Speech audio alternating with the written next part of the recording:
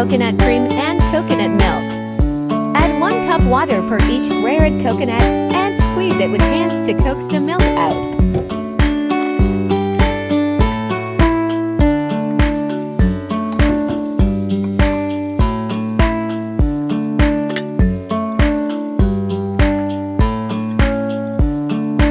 Set aside. Next is the second extract, or thin coconut milk.